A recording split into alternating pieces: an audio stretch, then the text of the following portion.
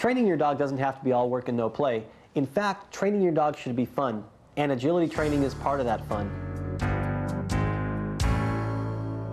Agility training is a dog owner shared activity that is sweeping the nation. Agility training allows dog owners to actually get involved with the training of their dogs.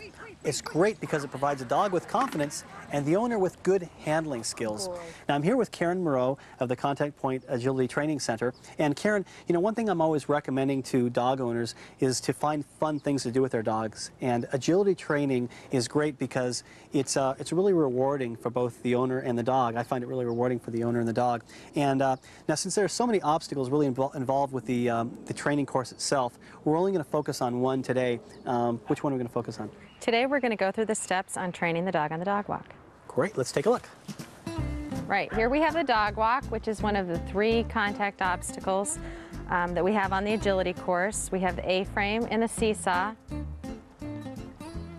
and the dog walk. And this dog walk is about 9 inches wide. They can be up to 12 inches wide. You also want to paint them and put sand in it so that the dogs don't slip when they're racing across it. They definitely have to make the yellow contact zone. In competition, they are penalized or faulted if they don't at least get part of 1 foot into the contact. So when you're just training your dog at home, you want to make sure that they go all the way to the bottom so you don't risk any injury by them jumping off early and getting hurt. Now, show us where you start on training this behavior. Okay, right over here. Joel, this is Barbara and her Jack Russell Zoe. Hi. What we're going to do is this is how we're going to start the dog. This board is 12 inches wide and probably, 12 inches off the ground. You ever start on the ground at all? I don't like to put it on the ground because it makes it too hard for the dog to tell what's the ground and what's the plank. We're going to have Barbara lead Zoe across the dog walk. First, what I'm going to do is go down and put a treat for her at the bottom, at the end of what would be the contact zone, and she's going to lead Zoe across with a nice short leash.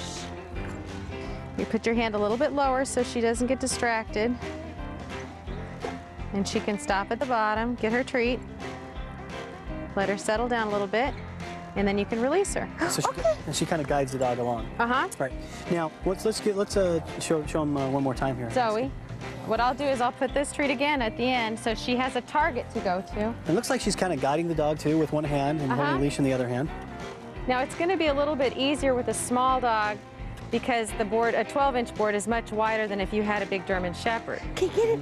But the big German Shepherds can easily do this too. It might just be a little bit more difficult in the beginning.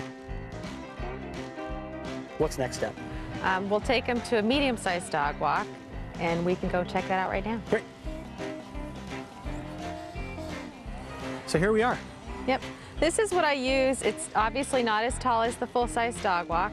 I like to use it because it has a wide table. It's really a crossover, but we have a wide table where we can have the dog come up and relax a little bit before we have him go back down.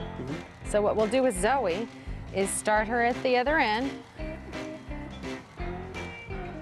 And it's a little more difficult because there's an incline where the other one was flat, and it's a lot taller. We'll have her walk her up. Now she's still guiding her along the exact same way she was doing it before, right? And if Zoe's nervous or gets a little bit worried, she can always let her stand up here and relax until she feels more secure. Right. Good. Okay, and have her come on down, and I'll place the treat as the target.